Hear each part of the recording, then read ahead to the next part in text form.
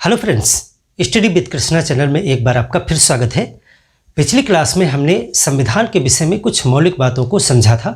आज की इस क्लास में हम कुछ और विशेष बातों पर डिस्कस करेंगे, जिसमें हम ये समझेंगे कि संविधान क्या होता है आखिर, और संविधान का महत्व क्या है, संविधान से हमें कौन कौन सी चीज़ें पता चलती हैं किसी देश के विषय में। और साथ ही साथ में इसी क्लास में हम शुरुआत करेंगे क्लासिफिकेशन ऑफ कॉन्स्टिट्यूशन, यानी कि संविधान का वर्गीकरण। तो आज की इस क्लास का जो टॉपिक है उसमें हम कॉन्स्टिट्यूशन के विषय में जानेंगे, इम्पॉर्टेंस ऑफ कॉन्स्टिट्यूशंस यानी संविधान का महत्व, और वर्गीकरण क्लासिफिकेशन ऑफ द कॉन्स्टिट्यूशन। तीन बातों पर डिस्कस करेंगे। तो पिछली क्लास में हमने आपको बताया था कि संविधान किसको कहते हैं और राज्य व्यवस्था किसको कहते हैं। दोनों बातों में क्या डिफरेंस था उसको भी बखूबी हमने समझ लिया था। आशा है वो चीज़ें आपको क्लियर हैं। तो यहाँ पर देखिए, संविधान, उसका महत्व और वर्गीकरण, तीन चीज़ों पर बात की जाएगी। तो सबसे पहले हम बात करते हैं कि संविधान क्या है आखिर। पिछली क्लास अगर आपने देखी है तो एक बेसिक आइडिया आपको ये लग गया कि संविधान जो है किसी देश के शासन को चलाने के लिए कुछ विधियों का संकलन है, कुछ सिद्धांतों नीतियों का संकलन है। यानी कुछ ऐसा एक चीज़ है, ऐसा एक दस्तावेज है जो किसी भी रूप में हो सकता है कि वो लिखा गया हो, लिख करके एक जगह रखा गया हो। जैसे भारत में संविधान की रचना की गई है, बाकायदा एक संविधान सभा बना करके उसको लिखा गया है। हो सकता है कि बहुत से देशों में इसी प्रकार से लिखा गया है। हो सकता है किसी किसी देश में कुछ भाग, संविधान का कुछ भाग तो लिखा गया हो, और बहुत सारी चीज़ें उनकी परंपरा में, उनके रीति रिवाजों में, उनकी रूढ़ियों में चलती चली आ रही हैं, और उन्हीं परंपराओं को उन्होंने वैधानिकता प्रदान कर दी, यानी कानूनी मान्यता प्रदान कर दी है। उसको लिखने की ज़रूरत नहीं समझी गई। तो दोनों प्रकार से हो सकता है। क्लासिफिकेशन में हम बहुत प्रकार के संविधान होते हैं, बात करेंगे। लेकिन एक चीज़ निकल के आ रही है, चाहे जिस भी प्रकार का संविधान हो, वो ऐसी व्यवस्था करता है कि उस देश के ऊपर उसी के प्रावधानों के आधार पर शासन किया जाएगा। तो संविधान विशेष तौर से, बहुत डिटेल में आपको नहीं जाना है, सिर्फ समझना है संविधान क्या है। संविधान किसी देश, एक ही लाइन में लिखेंगे हम, किसी देश, कोई भी देश हो, किसी देश के शासन यानी रूलिंग, वहाँ किस प्रकार से शासन किया जाएगा, उसके आधारभूत सिद्धांतों का संकलन है। ऐसा नहीं है कि संविधान में ही पूरा सब कुछ A to Z लिख दिया जाता है, हर एक चीज़ लिख दी जाती है। नहीं, वहाँ पर आधारभूत चीज़ें लिखी जाती हैं, मुख्य मुख्य चीज़ें लिख दी जाती हैं। उसके बाद उन्हीं चीज़ों को आधार बना करके छोटी छोटी चीज़ों का निपटारा किया जाता है। इसका मतलब ये है कि संविधान में जो बातें लिखी जाती हैं वो आधारभूत हैं, मौलिक हैं, सबसे ऊपर हैं। संविधान किसी देश के शासन के लिए आधारभूत, यानी जो सबसे बेसिक हों, आधारभूत सिद्धांतों, नीतियों, बहुत सी चीज़ें हैं, नियम कानून, नीतियों का संकलन है, समुच्चय है या संकलन है। बस इतना ही आपको जानना है। और अगर इसको सरल शब्दों में कहें तो संविधान में वो सभी मौलिक बातें लिखी रहती हैं या नहीं भी लिखी रहती हैं, मान्यता में रहती हैं, जिनके आधार पर उस देश में शासन किया जाएगा। बस इतनी सी बात है। अब देखिए, सिर्फ इतना समझ लेने से संविधान को नहीं समझेंगे आप। संविधान लिख देना, संविधान मान लेना, यानी कि उसको वैधानिकता भी प्रदान की जानी चाहिए। वो मान्य होना चाहिए, सर्वमान्य होना चाहिए।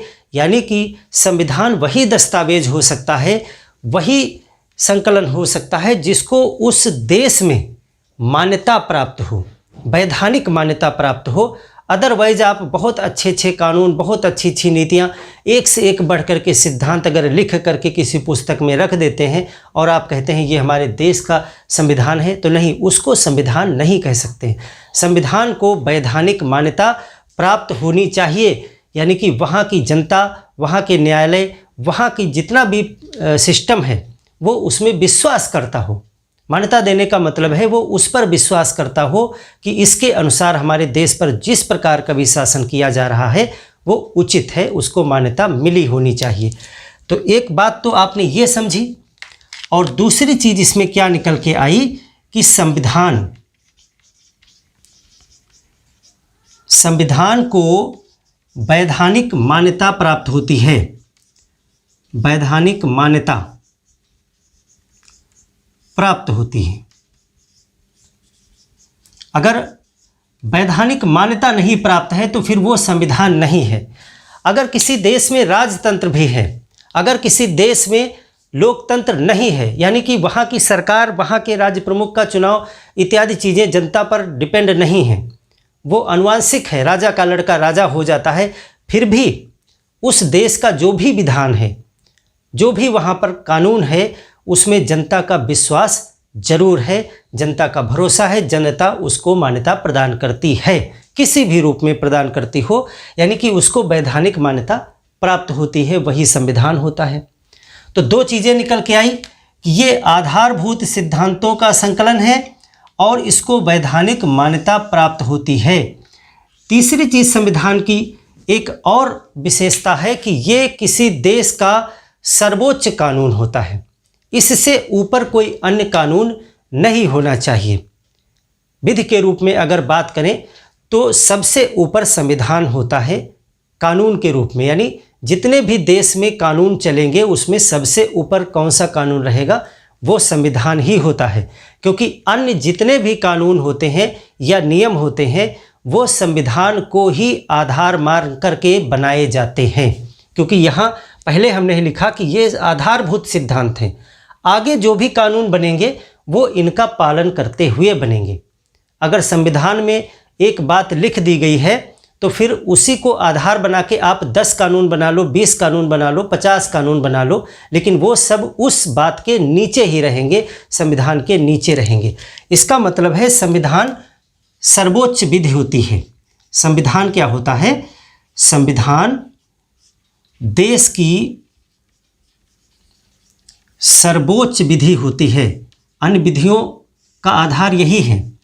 विधि का मतलब विधान ही होता है, कानून, विधि होती है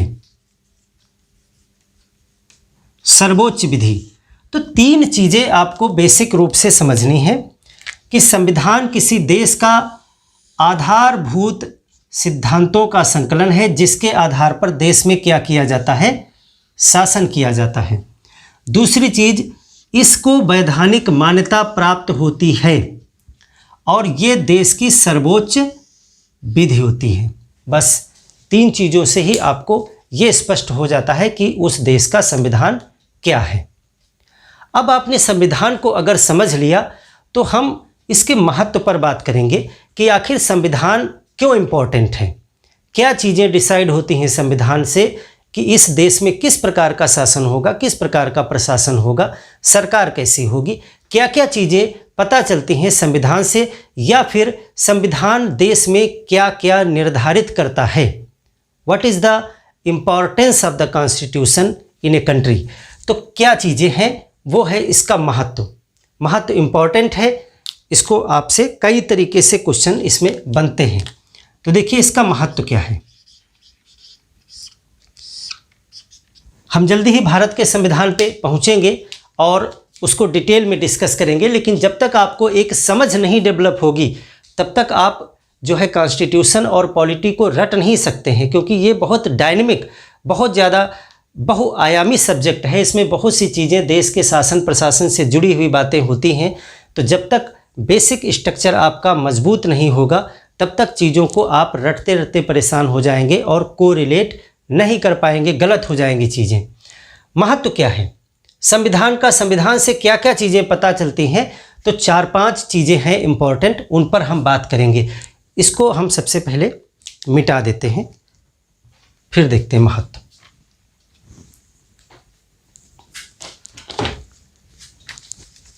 इसको आप स्क्रीनशॉट ले लें या नोट कर लें। फिर देखें संविधान का महत्व। अभी हम भारत के संविधान की बात नहीं कर रहे हैं, हालांकि जब संविधान का महत्व है तो भारत के संविधान पर ही लागू है, लेकिन अभी हम स्पेशली विशेष करके भारत के संविधान की बात नहीं कर रहे हैं, ये ऑल ओवर द वर्ल्ड चीज़ें लागू हैं। संविधान का क्या महत्व है? सबसे पहली चीज, संविधान से पता चलता है हमें कि उस देश की शासन प्रणाली कैसी होगी, यानी उस देश का जो रूलिंग है वो किस प्रकार का होगा, शासन कैसा होगा, ये संविधान के द्वारा ही डिसाइड होता है। संविधान क्या तय करता है? पहली चीज, संविधान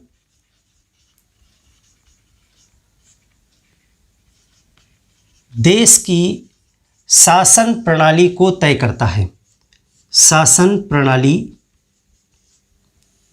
को तय करता है।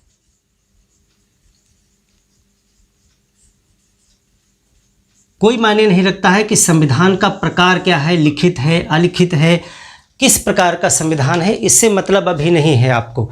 लेकिन वो किसी भी प्रकार का संविधान हो, उसी संविधान के द्वारा पता चलेगा कि उस देश में शासन की प्रणाली क्या होगी। ये संविधान में ही पहले से दर्ज होगा या फिर उस देश के संविधान की मान्यता होगी कि वहाँ की शासन प्रणाली कैसी होगी। एग्जाम्पल के लिए शासन प्रणाली वहाँ पर लोकतंत्रात्मक होगी या राजतंत्रात्मक होगी। लोकतंत्र, वहाँ पर लोकतंत्र होगा या राजतंत्र होगा। डेमोक्रेसी होगी या फिर मोनार्की होगी।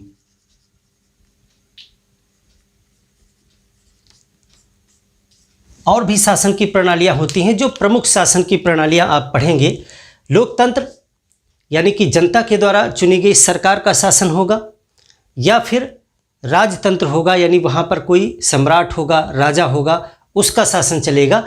तो ये चीज़ कहाँ से निकल के आती है? ये चीज़ संविधान से पता चलती है। संविधान के उपबंधों से, वही उसी के प्राविधानों से, उसी के सिद्धांतों से ये ज्ञात होता है कि उस देश में लोकतंत्र होगा या राजतंत्र होगा।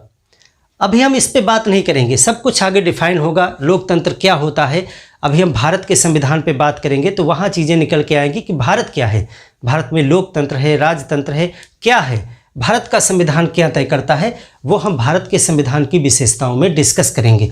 लेकिन यहाँ पर संविधान का महत्व हम पढ़ रहे हैं तो हमको ये जानना चाहिए कि क्या क्या चीज़ें संविधान के द्वारा तय होती हैं, तभी तो हम भारत पे डिस्कस करेंगे। तो दूसरी चीज़ देखिए क्या है। पहली चीज़ तो ये तय हो गई कि शासन की प्रणाली क्या होगी। दूसरा, संविधान ही तय करता है कि देश में राज्य व्यवस्था की प्रकृति क्या होगी, यानी जो वहाँ पर संविधान को लागू करने के लिए व्यवस्था होगी यानी राज्य व्यवस्था होगी, उसकी प्रकृति क्या होगी, उसका नेचर क्या होगा। तो संविधान तय करता है, ये भी चीज संविधान से ही पता होती है। संविधान देश की राज्य व्यवस्था को तय करता है।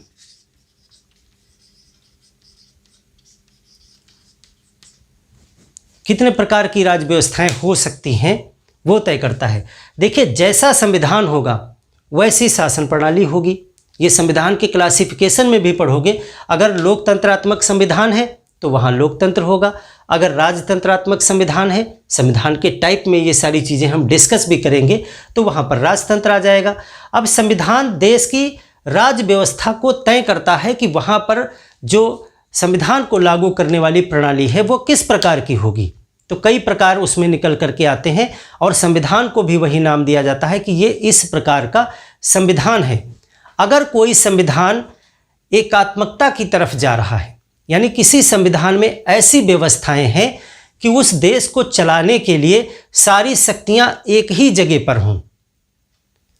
उदाहरण के लिए, देश में एक सरकार हो या एक राजा हो, कोई भी हो, राजतंत्र हो या लोकतंत्र मायने नहीं रखता है, लेकिन पूरे देश की समस्त कार्यप्रणाली का संचालन करने के लिए सभी शक्तियां, सभी पावर्स एक ही जगह पर केंद्रित हों, तो ऐसी व्यवस्था को कहा जाता है एकात्मक राज्य व्यवस्था।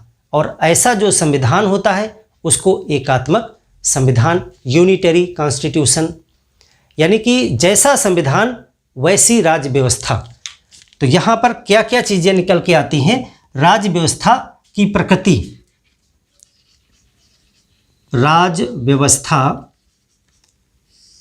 की प्रकृति को तय करता है, प्रकृति को तय करता है। तो कितने प्रकार की प्रकृति हो सकती है? एकात्मक हो सकती है, एकात्मक, यूनिटरी। एकात्मक का मतलब है कि पूरे देश में शासन प्रशासन को चलाने के लिए सभी शक्तियां किसी एक ही केंद्र पर हों।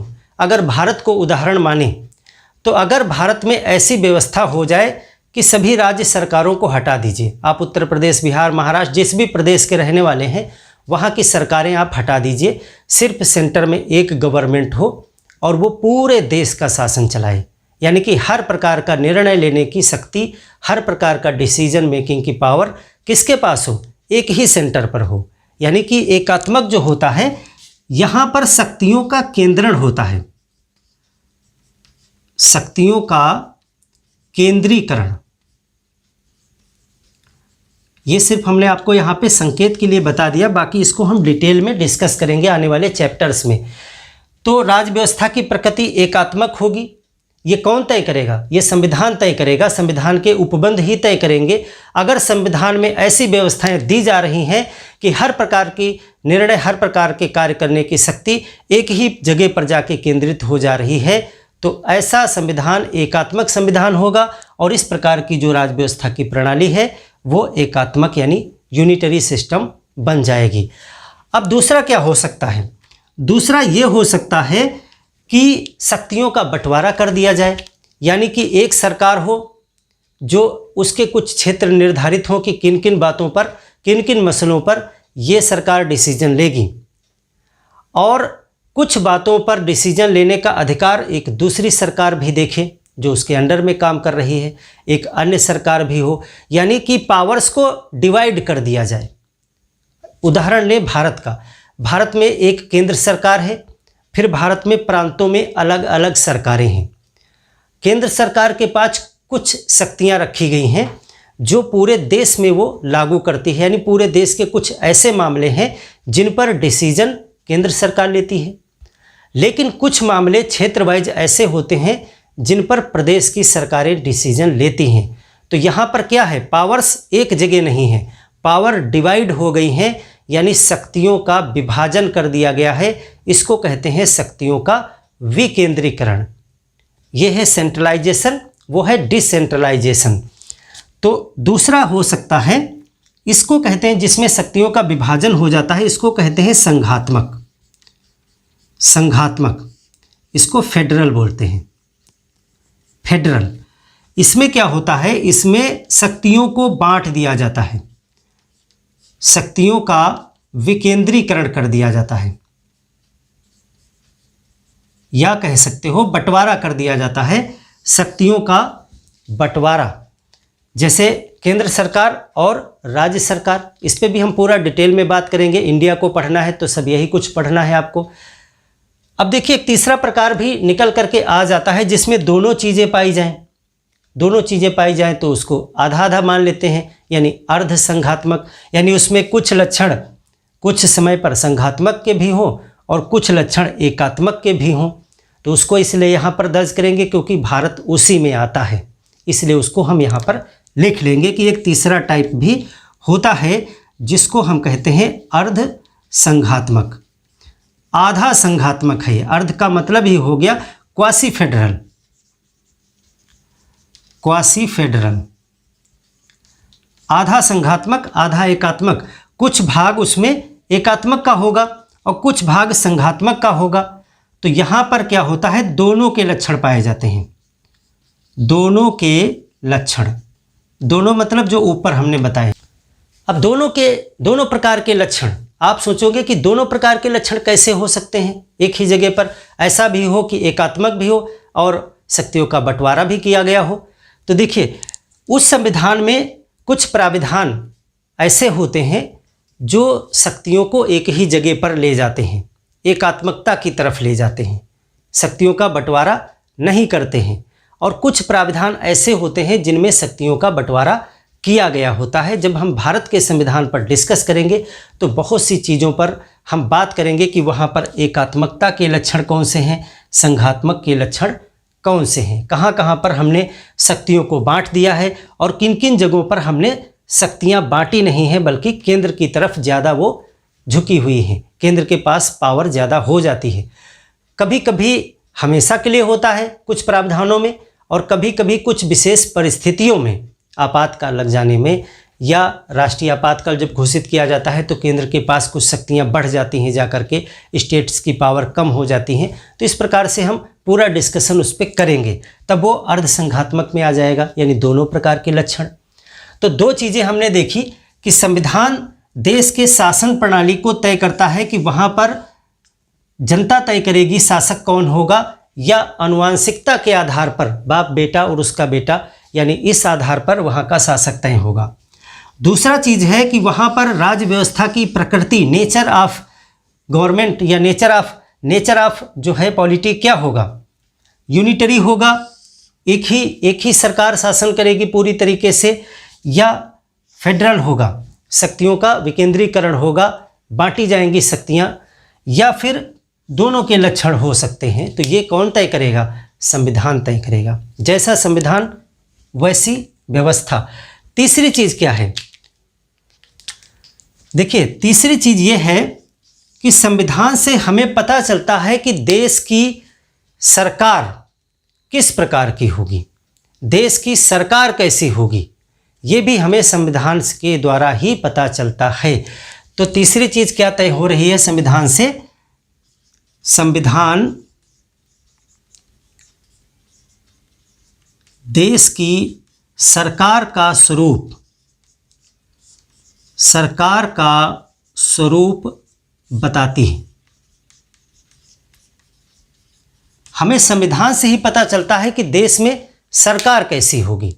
अब सरकार कई प्रकार की होती हैं, हम आगे चल के उस पर भी डिटेल पूरा डिस्कस करेंगे।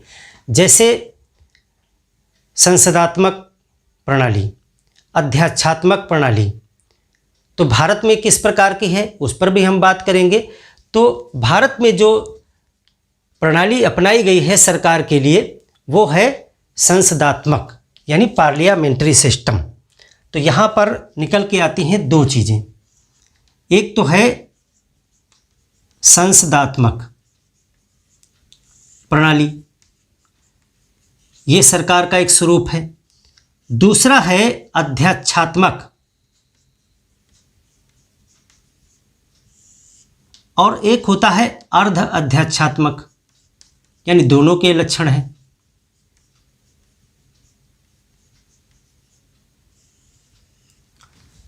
अभी हम इस डिस्कशन में नहीं पढ़ेंगे कि इनमें अंतर क्या है, क्या चीज़ें हैं, आपको बहुत शॉर्टकट में हम बता देते हैं। बाद में इस पर पूरा डिटेल आपको पढ़ना होगा क्योंकि समझ आपको डेवलप करनी है। और भारत में भी हम बताएंगे कि भारत में किस प्रकार का है, भारत में अध्यक्षात्मक है या संसदात्मक है या फिर दोनों का मिला जुला रूप है, इस पर भी हम डिस्कस करेंगे। तो ये संविधान तय करता है, हमारे देश का भी संविधान तय करता है कि हमारे यहाँ सरकार की व्यवस्था की प्रणाली क्या होगी, सिस्टम क्या होगा। तो जाहिर सी बात है हमारे यहाँ संसदात्मक प्रणाली रखी गई है, आप अपने उसके लिए नोट रखें। जो संसदात्मक प्रणाली होती है उसमें देखो राज्य का जो प्रधान है, यानी हमारे देश का जो प्रमुख व्यक्ति है, प्रधान है, हमारे देश का मुखिया है, वो अलग होता है, यानी राज्य का प्रमुख अलग व्यक्ति होता है। और जो सत्ता का प्रमुख होता है, शासन का प्रमुख, एक राज्य का प्रमुख और एक शासन का प्रमुख, दोनों अलग अलग व्यक्ति होते हैं संसदात्मक प्रणाली में। जैसे भारत का एग्जाम्पल ले लीजिए, तो भारत का राज्य प्रमुख कौन होता है, यानी भारत का प्रमुख कौन है, राष्ट्रपति होता है। और भारत में शासन का प्रमुख यानी सत्ता किसके हाथ में होती है वास्तविक, वो होती है प्रधानमंत्री के पास में। ये एक विशेषता है। दूसरी, यहाँ की जो कार्यपालिका होती है, कार्यपालिका विधायिका के प्रति उत्तरदायी होती है। इन सब क्लिष्ट बातों को बाद में हम डिस्कस करेंगे। यानी कि जो संसदात्मक पार्लियामेंट्री सिस्टम वाले देश होते हैं, उनकी जो कार्यपालिका होती है यानी एग्जीक्यूटिव होती है, वो लेजिस्लेचर के प्रति उत्तरदायी होती है, विधायिका के प्रति उत्तरदायी होती है। और राज्य प्रमुख और सत्ता का प्रमुख दोनों अलग अलग व्यक्ति होते हैं। जो अध्यक्षात्मक होता है वहाँ पर क्या होता है, वहाँ पर राज्य का प्रमुख और सत्ता यानी शासन का प्रमुख एक ही व्यक्ति होता है, एक ही व्यक्ति होता है। और वो कार्यपालिका में भी मतलब पूरा काम वही देखता है, और वही व्यक्ति जो है राज्य का प्रमुख यानी उस देश का सबसे प्रमुख प्रधान भी वही होता है। तो भारत में इसमें फर्स्ट वाला जो है वो प्रणाली है। और मिला जुला रूप जो है अर्ध अध्यक्षात्मक होता है। इसको हम पूरा डिटेल में, सिर्फ आप इतने से ही ना डिसाइड करिएगा, इसमें और भी बहुत सारी चीज़ें हैं, बहुत से बिंदु हैं। आप इतने से ही ना समझ लीजिएगा कि सर और सी चीज़ें इसमें कहाँ चली गई, तो उस पर हम जब क्लास आएगी तो पूरा डिस्कस करेंगे। आपको हमने संकेत दे दिया कि 3 चीज़ें डिसाइड हो गई, शासन प्रणाली, राज व्यवस्था और सरकार का स्वरूप किस प्रकार का होगा, ये कौन तय करता है, ये संविधान तय करता है। अब संविधान ही बताता है कि सरकार के विभिन्न अंगों की शक्तियों की सीमा क्या होगी। सरकार के कुछ अंग होते हैं, कोई भी किसी भी देश की सरकार हो, चाहे वो लोकतंत्र हो, चाहे वो राजतंत्र हो, चाहे एकात्मक हो, चाहे संघात्मक हो या अर्धसंघात्मक हो, किसी भी प्रकार की अगर सरकार है तो सरकार के कुछ अंग होते हैं, कुछ अनिवार्य अंग होते हैं जिनसे मिल करके सरकार बनती है। अब उन सरकार के विभिन्न अंग किन किन क्षेत्रों तक कितना कितना काम कर सकते हैं, ये कौन तय करता है, ये संविधान तय करता है। तो सरकार के अंग हमको जानने पड़ेंगे कि कौन कौन से अंग होते हैं सरकार के, और फिर संविधान किस प्रकार से उन अंगों के कार्यों का निर्धारण पहले से ही कर देता है, उनकी सीमाएं तय कर देता है, ताकि आपस में उनका विवाद न हो और एक दूसरे के ऊपर नियंत्रण बना रहे। वो अलग अलग देशों में नियंत्रण अलग अलग प्रकार का हो सकता है, उनकी सीमाएं अलग अलग हो सकती हैं, लेकिन उन सीमाओं का निर्धारण संविधान के द्वारा ही किया जाएगा। जैसे कि अगला पॉइंट नोट करेंगे, इसको आप नोट कर लीजिए, इसमें से कुछ चीज़ें हम मिटा देते हैं।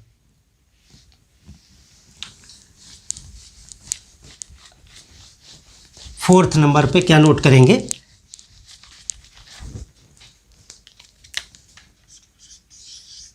संविधान। संविधान सरकार के अंगों की शक्तियों की सीमा तय करता है, शक्तियों की सीमा तय करता है। आप जब भारत का संविधान पढ़ोगे, उसको जब डीपली डिस्कस करोगे, तो आप देखोगे किस प्रकार से संविधान ने ही ऐसी व्यवस्था कर दी है कि सरकार के विभिन्न अंग एक दूसरे के ऊपर नियंत्रण भी रखते हैं और एक दूसरे से पृथक भी रहते हैं। बहुत विचित्र व्यवस्था है भारत की। आप देखोगे न्यायपालिका, कार्यपालिका, विधायिका, ये सरकार के अंग हैं, तो किस प्रकार से एक दूसरे के ऊपर जो नियंत्रण भी बनाए रखते हैं और किस प्रकार से वो बहुत से मामलों में स्वतंत्र भी हैं, अलग अलग हैं। तो इस प्रकार से ऐसी व्यवस्था कौन प्रदान करता है, ये व्यवस्था संविधान प्रदान करता है। अब इसमें किसी किसी देश में न्यायपालिका बहुत शक्तिशाली होती है, किसी देश में कार्यपालिका बहुत शक्तिशाली होती है, कोई देश होता है वहाँ की विधायिका लेजिस्लेचर जो होती है वो बहुत पावरफुल होती है, डोमिनेंट होती है अन्य दो पर। ये मायने रखता है उस देश का संविधान किस प्रकार का है। जब आगे हम संविधान पे पूरा डिस्कशन शुरू करेंगे तो आप देखोगे कि किस प्रकार से ये चीज़ें निकल करके आ जाएंगी कि कार्यपालिका वहाँ पर पावरफुल होगी या न्यायपालिका पावरफुल होगी, ये संविधान से ही डिसाइड हो जाएगा पहले। तो संविधान सरकार के अंगों की, यानी सरकार के अंग कौन कौन से हैं वो हम बात करेंगे, और शक्तियों की सीमा तय करता है कौन, संविधान। तो सरकार के अंग कौन से हैं पहले आप ये देखें। सरकार किनसे मिलकर बनी होती है, सरकार के अंग तो 3 अंग माने गए हैं। एक विधायिका कहलाता है, विधायिका। Legislature, legislature. दूसरी कार्यपालिका,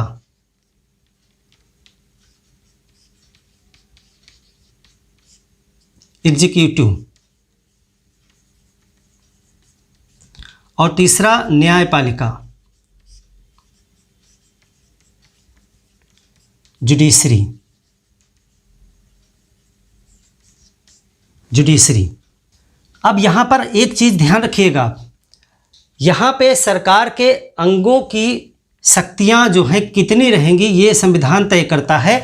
सरकार का प्रकृति, सरकार का स्वरूप कुछ भी हो, चाहे वो पार्लियामेंट्री हो, चाहे आप अध्यात्मक ले लो, चाहे अर्धअध्यात्म, किसी भी प्रकार की सरकार हो, ये 3 अंग उसमें होते हैं।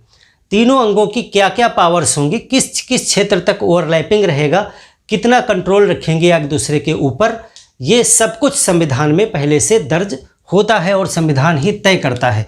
अब देखिए, सरकार के ये जो अंग हैं 3, इनके विषय में हम डिटेल में पढ़ेंगे, भारत के संदर्भ में पढ़ेंगे, लेकिन आप इसके मूलभूत बात को जान लें कि जो विधायिका होती है यानी लेजिस्लेचर, उसका काम क्या होता है।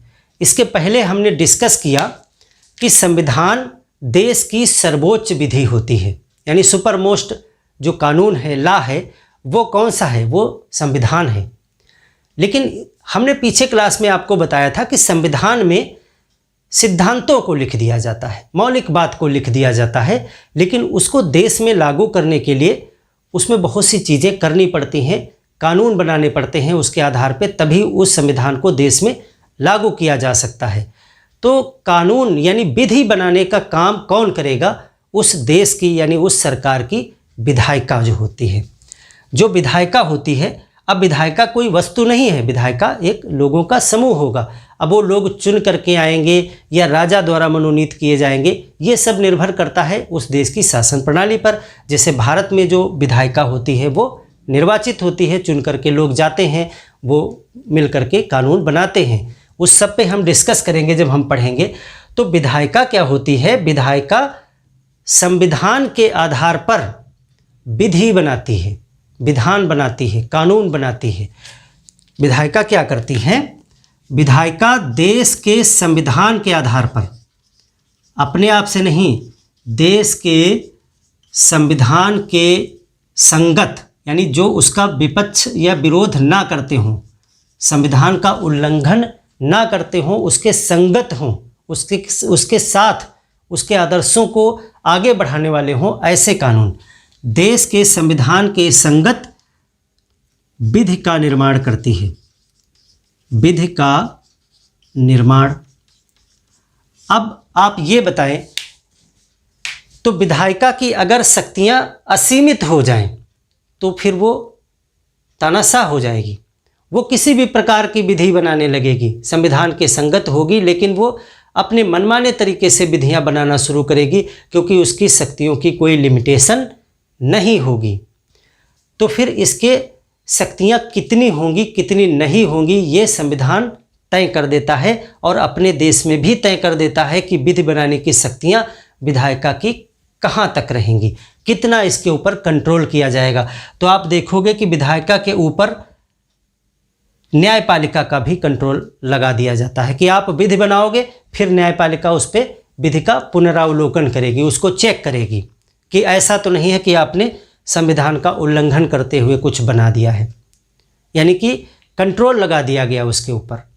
भारत का संविधान एक बहुत बेहतरीन संविधान माना जाता है कई मामलों में। जब संविधान की विशेषताएं हम पढ़ेंगे तो वहाँ पर देखेंगे किस प्रकार से भारत में सिस्टम ही ऐसा है, भले प्रक्रियाएं थोड़ा धीमी हो जाती हैं, लेकिन बहुत अच्छे निष्कर्ष निकल करके अगर ईमानदारी से काम किया जाए तो बहुत अच्छे निष्कर्ष जो है भारत के संविधान से निकल करके आएंगे, और बहुत से देश जो है भारत से प्रेरित भी होते हैं भारत के संविधान से। कार्यपालिका क्या करती है, मोटे तौर से आप देखें, बाद में डिस्कस करेंगे। ये विधियों का क्रियान्वयन करती हैं, जो विधियां बनती हैं वो कैसे काम करेंगी, यानी विधियों का क्रियान्वयन, ये कार्य जो है कार्यपालिका करेगी। और इसी को आम तौर से देश में सरकार की संज्ञा जो दी जाती है वो कार्यपालिका को ही हम मान लेते हैं, क्योंकि कार्यपालिका फ्रंट में रहती है। तो जो दिखाई पड़ता है काम करते हुए उसी को ज़्यादातर बोलचाल में हम सरकार की संज्ञा दे देते हैं, क्योंकि जो कार्यपालिका होती है यही प्रमुख है, मेन एक प्रकार से आप कह सकते हो इंजन है। सरकार का इंजन जो होती है वो कार्यपालिका ही होती है। तो कार्यपालिका जो विशेष है, खास है, ऐसा नहीं कि कार्यपालिका के पास पावर्स बहुत ज़्यादा हैं, लेकिन कार्यपालिका फ्रंट में रहती है।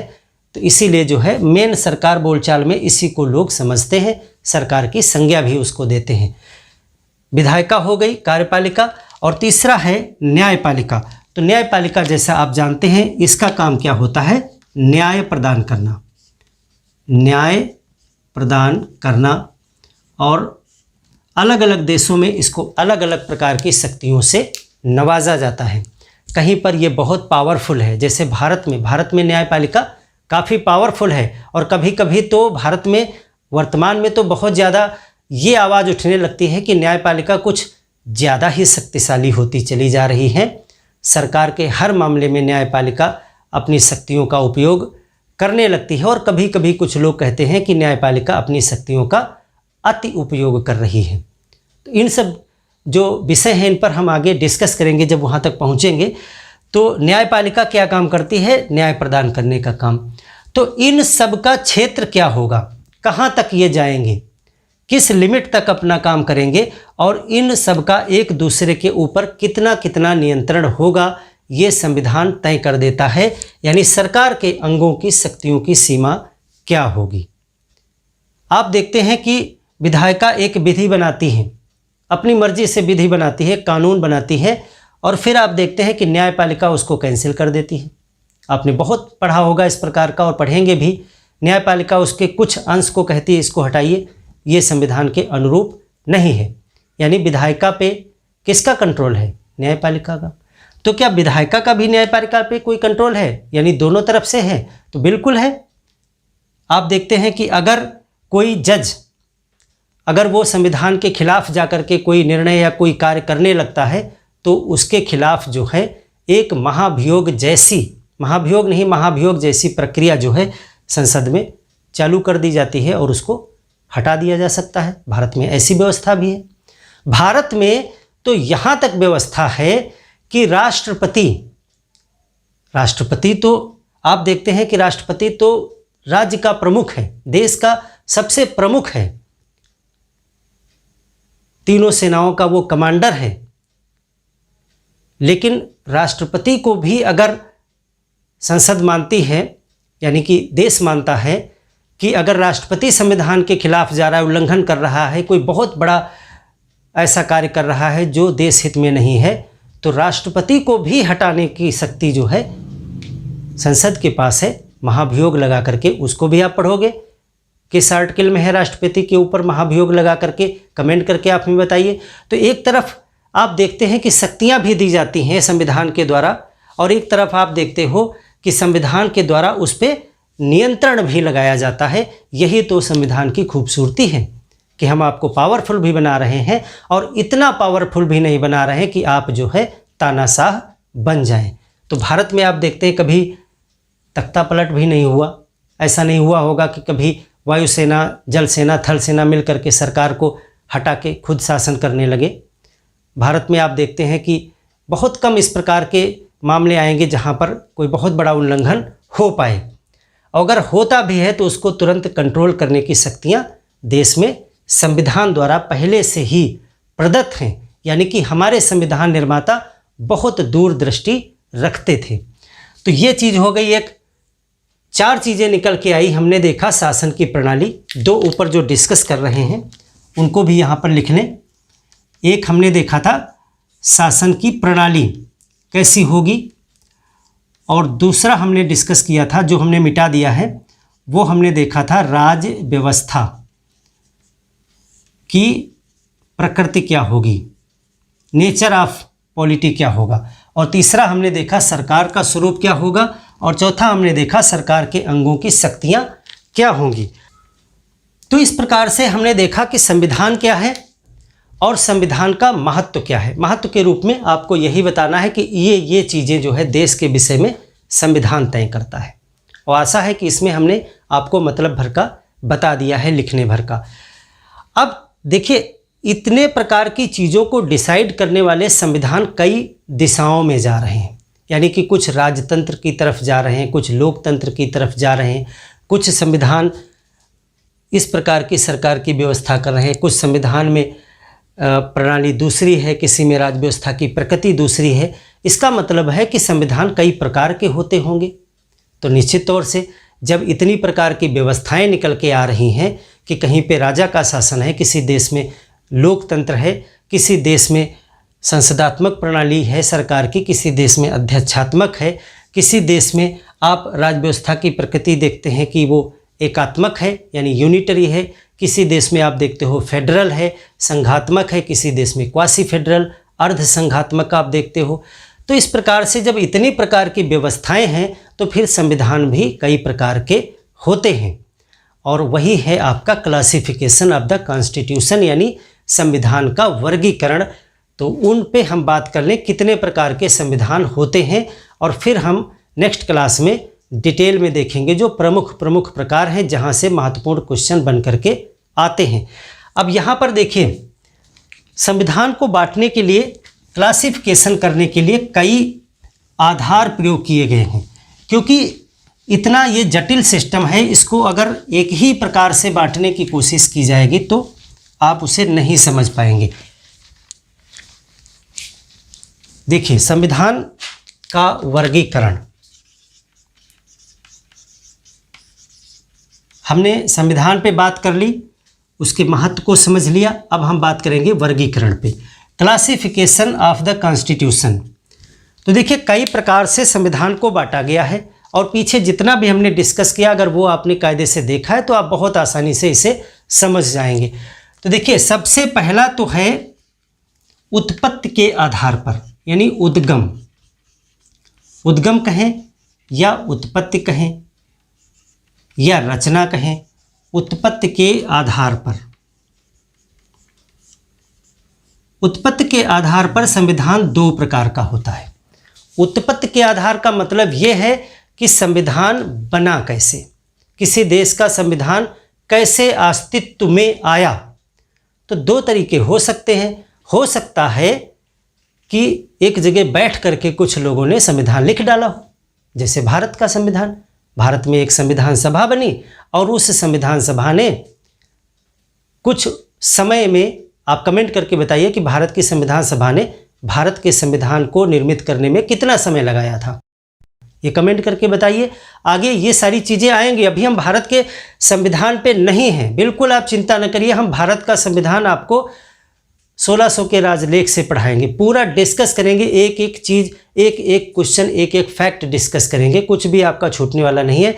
लेकिन बेसिक समझ अगर आपको नहीं आएगी तो फिर सब कुछ बेकार हो जाएगा, इसलिए समझते चलिए। एक एक क्लास को हर एक चीज़ पर हम आएंगे।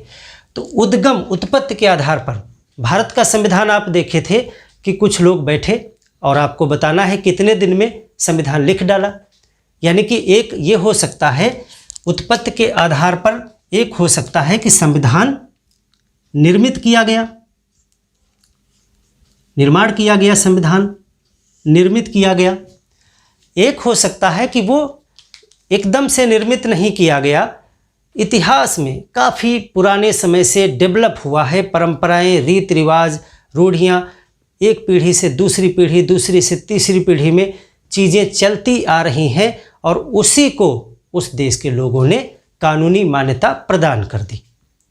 यानी कि पहले से चला आ रहा था कि राजा का लड़का राजा होगा, उसका लड़का राजा होगा, उसकी लड़की रानी बन जाएगी, मतलब जो भी सिस्टम चला आ रहा था, और लोगों ने उसी में भरोसा जताया कि this is the best system of my country, ये बेहतर है, खूबसूरत है, बहुत अच्छा है, और मुझे मेरे दिल से, मेरे मन से इस प्रणाली में विश्वास है, इसको मान्यता मैं देता हूँ। यानी उस देश के लोग उस पर विश्वास करते हैं, उस सिस्टम पे।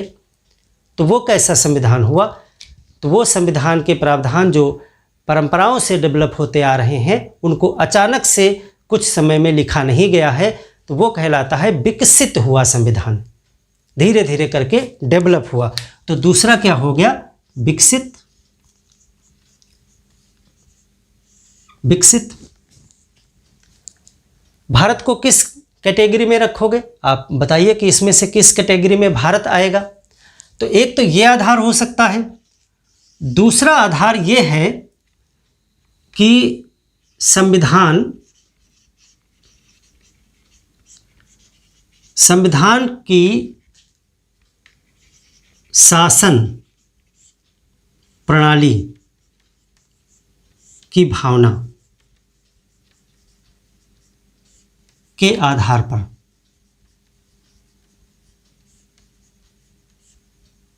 इसमें भी दो प्रकार का संविधान हो सकता है। इसको ऐसे भी लिखते हैं कि संविधान के मूल्यों के आधार पर, संविधान में निहित यानी जो उसमें रखे गए हैं मूल्य के आधार पर, आप ऐसे भी लिख सकते हो, क्योंकि उसमें जो मूल्य निर्धारित किए गए हैं, जो उसमें आदर्श या सिद्धांत लिखे गए हैं, उसी से तो तय होगा कि वहाँ की शासन प्रणाली, अभी पीछे आपको बताए थे। तो संविधान उस देश में कैसी शासन प्रणाली की व्यवस्था ला रहा है, उसके आधार पर भी संविधान दो प्रकार का होता है। तो अगर संविधान वहाँ पे राजा की व्यवस्था ला रहा है कि वहाँ पे राज शासन होगा, तो वो संविधान हो जाएगा राजतंत्रात्मक संविधान। अगर वो संविधान व्यवस्था कर रहा है कि यहाँ पर जनता की चुनी हुई सरकार जनता के ऊपर शासन करेगी, यानी ऐसी सरकार आएगी जो जनता द्वारा चुनी जाएगी, जो जनता के लिए होगी और जनता द्वारा ही होगी, लोकतंत्र, तो वो संविधान क्या कहलाएगा? वो कहलाएगा लोकतंत्रात्मक संविधान। लोकतंत्र पे भी हम बात करेंगे पूरा डिटेल में, क्योंकि भारत एक लोकतंत्र है। तो यहाँ पर भी दो प्रकार का निकल के आया, एक है लोकतंत्रात्मक और दूसरा है राजतंत्रात्मक, monarchial and democratic. Democratic and monarchial. और भी कुछ होते हैं प्रकार, हमको बहुत डीप में जाने की ज़रूरत नहीं है। यहाँ पे हम संविधान पढ़ने वाले हैं, पॉलिटी ऑफ इंडिया पढ़ने वाले हैं, जितना बता रहे हैं उतना काफ़ी है। तीसरा देखिए, तीसरा ये है कि संकलन के आधार पर, संकलन की प्रकृति, संकलन की प्रकृति क्या है?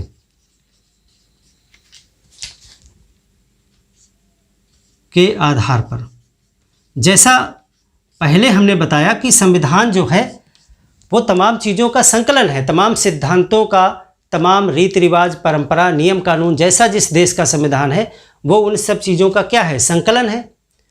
तो संकलन कई प्रकार से किया जा सकता है। क्या मेमोरी में संकलन है या कहीं कागज़ पे लिख के रख लिया है? तो हर एक चीज़ दिमाग में नहीं रखी जा सकती है और हर एक चीज़ कागज़ पे भी नहीं लिखी जा सकती है, लेकिन होगा तो इसमें से कुछ ना कुछ, या तो वो मौखिक ही है और या फिर वो लिखित है। तो अगर ज़्यादातर हिस्सा लिखा हुआ है, कुछ देश ऐसे होते हैं जहाँ का संविधान का मैक्सिमम पार्ट लिख करके रखा गया, जैसे भारत में क्या किया गया? सब कुछ लिख करके रख दिया गया, लेकिन फिर भी 100% नहीं। अगर आपसे कोई लॉजिकल रूप से कहे कि भारत का संविधान लिखित है या अलिखित है, यानी लिख करके रखा गया है या बिना लिखे हुए, तो निश्चित तौर से आपका उत्तर होगा लिखित। लेकिन 100% तो नहीं है, कुछ भाग भारत के संविधान में भी मौखिक रूप से हैं। जब संविधान के बहुत सारी चीज़ें आप पढ़ोगे तो उसमें बीच बीच में चीज़ें आएंगी और मैं उसको स्पष्ट बताऊंगा भी कि ऐसा संविधान में लिखा नहीं गया है, लेकिन परंपराओं में चल रहा है। संसद की कार्रवाई में बहुत सारी चीज़ें आप देखोगे जो लिखी नहीं गई हैं, लेकिन वो एक रिवाज है, एक रीति है, एक परंपरा है और उसमें हमें विश्वास है और उसको हमने वैधानिकता भी प्रदान कर रखी है, उसको लीगल भी मानते हैं। तो परंपराएं वाली चीज़ भी हैं। तो दो प्रकार यहाँ भी निकल के आते हैं कि संकलन की प्रकृति क्या है, यानी कि लिखा गया है या बिना लिखा है। तो इसमें दो निकल करके आते हैं, एक को कहते हैं लिखित संविधान और एक को कहते हैं अलिखित। बताइए भारत को आप किस में रखोगे? क्वेश्चन पूछा जाता है ना, या अन्य देशों का। अभी मैं यहाँ पे एग्जाम्पल आपको इसलिए नहीं दे रहा हूँ क्योंकि आप बहुत ज़्यादा फिर सिस्टमेटिक नहीं रह जाएगा।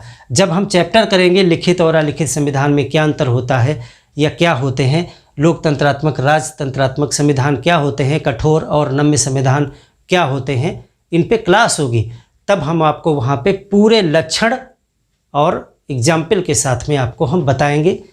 तो यहाँ पर आपने देखा संकलन की प्रकृति के आधार पर 2 प्रकार के संविधान होते हैं। चौथा देखिए, चौथा प्रकार क्या है? चौथा है संशोधन की प्रकृति के आधार पर, यानी संविधान में कुछ बदला जाना है अगर, तो संशोधन की प्रकृति क्या होगी? प्रकृति के आधार पर या कठोरता के आधार पर कितना जल्दी संशोधन हो सकता है। तो 2 प्रकार के इसमें भी निकल के आते हैं। संशोधन की प्रकृति, देखिए किसी चीज़ में अगर संशोधन नहीं हो सकता तो फिर वो बहुत दिन तक टिकेगी नहीं। अगर आज की डेट में हम एक कानून बनाएं, एक संविधान बनाएं, तो क्या उम्मीद करते हैं कि 500 वर्षों तक वही चीज़ें जायज़ रहेंगी, वही चीज़ें चलती रहेंगी? समय बदलेगा, तकनीक बदलेगी, लोगों की आवश्यकताएं, मानसिकताएं, जीवन जीने की शैली बदल जाएगी और फिर इसमें लिखी गई बातों को बदलने की ज़रूरत पड़ेगी। तो संविधान में संशोधन जरूरी है। जैसे कि उदाहरण के लिए समझिए, भारत का संविधान जब लिखा जा रहा था तो उस समय जो है वर्चुअलिटी की कोई कॉन्सेप्ट नहीं था, यानी कुछ भी ऐसा नहीं था कि ऑनलाइन अदालत लगाई जा सकती हो। तो संविधान में कहीं भी नहीं लिखा गया कि ऑनलाइन गवाही ले सकते हैं या ऑनलाइन अदालत हो सकती है। जब न्यायालय पढ़ोगे तो उसमें तो यही कहा गया है कि भौतिक अदालत होगी, यानी एक जगह होगी, जज साहब बैठेंगे, ऐसा ऐसा एक भौतिक अदालत होगी, उसी में फैसले होंगे। एक वर्चुअल अदालत, आप करंट का टॉपिक है, आप पढ़ रहे होंगे कि अभी कोरोना महामारी के दौरान पे वर्चुअल जो है न्यायालय लगाए गए, आभासी न्यायालय लगाए गए। उसके बाद ये प्रश्न उठ रहा है कि क्या आगे भी इस प्रकार के न्यायालय ऑनलाइन लगाए जाएं या ना लगाए जाएं, संविधान में क्या प्राविधान है, क्वेश्चन उठता है। तो जब उस समय ऐसा कोई कॉन्सेप्ट था ही नहीं तो संविधान में इसके विषय में कुछ है ही नहीं। इसका मतलब है कि संविधान में समय के अनुसार संशोधन किया जाना चाहिए, चीज़ों की एंट्री की जानी चाहिए, नई चीज़ें बढ़ाई जानी चाहिए, पुरानी जो हटाने योग्य हैं वो हटाई जानी चाहिए। जैसे कि अभी लोकसभा में जो एंग्लो इंडियन की 2 सीटें मनोनीत होती थी, उस पर विचार किया गया कि उसको रखा जाए कि न रखा जाए, हटा दिया गया। तो संशोधन कितनी आसानी से किया जा सकता है इस पे निर्भर करता है। तो 2 इसमें कैटेगरी निकल के आती हैं। एक को कहते हैं कठोर संविधान, कठोर, और एक को कहते हैं नम्य या लचीला। लचीला, लचीला जाहिर सी बात है फ्लेक्सिबल, यानी कि जिस संविधान में बहुत आसानी से संशोधन हो जाए वो लचीला है। जिस संविधान में संशोधन करने के लिए थोड़ा कठिनाई का सामना करने पड़े, यानी प्रक्रिया जटिल हो, लंबी हो, कठिन हो, तो वो कठोर संविधान हो जाएगा। भारत को आप किस में रखोगे, आप डिसाइड करो, क्योंकि आगे हम पढ़ेंगे, लेकिन कुछ दिमाग आप लगाइए। भारत कठोर में आता है, लचीला में आता है, या कोई बीच का मार्ग है इसमें? अगली चीज़ देखिए, 5वीं चीज़, संघ के आधार पर। संघ के आधार पर, संघ के आधार पर भी 2 प्रकार का संविधान होता है।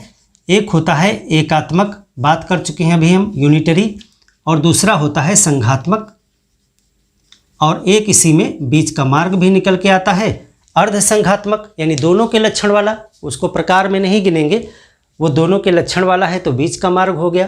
संघात्मक, एकात्मक, यूनिटरी एंड फेडरल। अब देखिए, निर्मित, विकसित, अब ऐसा नहीं कि ये इतने प्रकार के संविधान होते हैं, इसका ये आप अनुमान न लगाइएगा कि इतने प्रकार के संविधान होते होंगे, नहीं। ये संविधान के इतने प्रकृतियां हैं संविधान में, कुछ लक्षण, जैसे कि एक इसमें से, इन सब में से लेकर के भारत का संविधान में कौन कौन से लक्षण पाए जाएंगे, यानी भारत का संविधान अगर बात करें तो किस प्रकार का संविधान है। तो पहली कैटेगरी में से आप बताइए, निर्मित है या विकसित है? तो भारत को किस में रखेंगे? निर्मित में, यहाँ भारत आएगा। भारत का संविधान निर्मित किया गया। दूसरी कैटेगरी में देखिए, भारत में लोकतंत्र है या राजतंत्र है, तो भारत में लोकतंत्र है, यानी भारत यहाँ पर आ गया।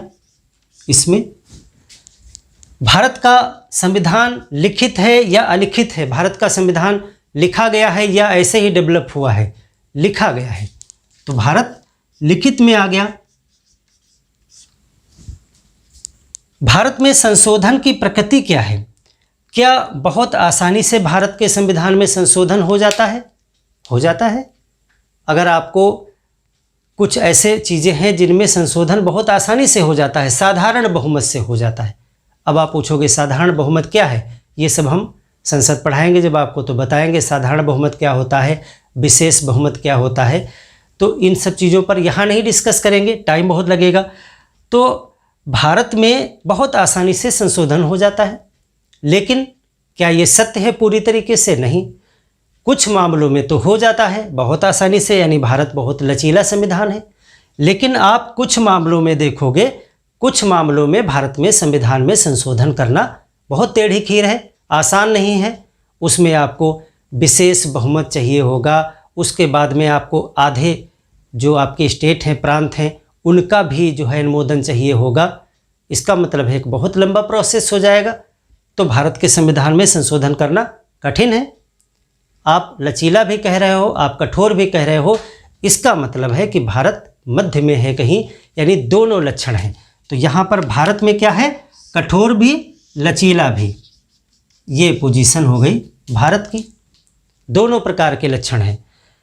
संघ के आधार पर, अब अभी आपको हमने समझाया था कि भारत का संविधान कभी कभी एकात्मक हो जाता है। अगर राष्ट्रपति शासन लगा दिया किसी स्टेट में, या राष्ट्रीय आपातकाल लग गया पूरे देश में, तो ऐसी स्थितियों में क्या होता है? शक्तियों का केंद्रीकरण हो जाता है।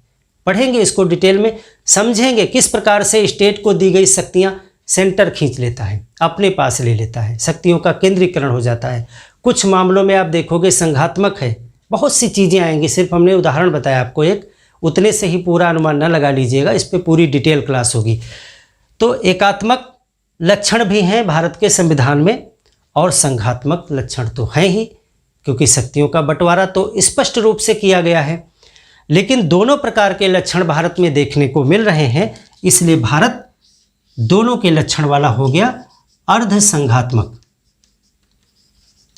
संघात्मक के ज़्यादा हैं, इसीलिए इसको अर्ध एकात्मक नहीं कहेंगे। कभी कोई पूछ सकता है कि जब आधे आधे हैं, दोनों हैं, तो इसको अर्ध संघात्मक ही क्यों कह रहे हो, अर्ध एकात्मक कहो। नहीं, मुख्य रूप से, मौलिक रूप से भारत का संविधान संघात्मक ही है, लेकिन कुछ इसमें एकात्मक के गुण आ जाते हैं विशेष परिस्थितियों में, इसीलिए इसको अर्ध संघात्मक कहेंगे, आधा संघात्मक। इसमें आ गया भारत। तो अब अगर आपसे कहा जाए कि भारत का संविधान किस प्रकार का है, तो भारत का संविधान एक लोकतंत्रात्मक व्यवस्था करने वाला, निर्मित यानी लिखित। आप ये जो कैटेगरी है वो इसी पे सीधे लागू कर सकते हो। जो निर्मित होता है वो लिखित ही होता है, जो विकसित होता है वो अलिखित ही होता है।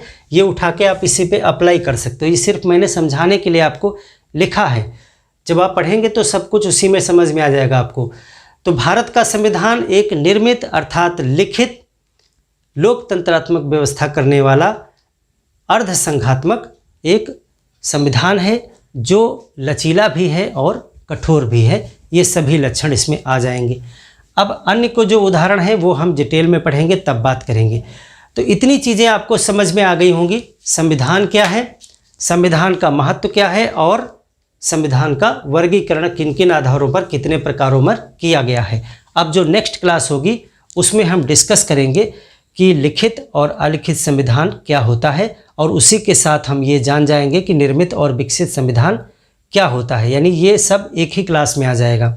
और दूसरी क्लास में जो आपका लोकतंत्रात्मक राजतंत्रात्मक, उसी से समझ में आपको आ जाएगा एकात्मक है या संघात्मक है, और कठोर और लचीला। यानी 2 क्लास में पूरा डिस्कस हम इसको कर लेंगे, उदाहरण के साथ में, एग्जाम्पल्स के साथ में। तो मिलते हैं एक और बेहतर क्लास में, तब तक के लिए धन्यवाद।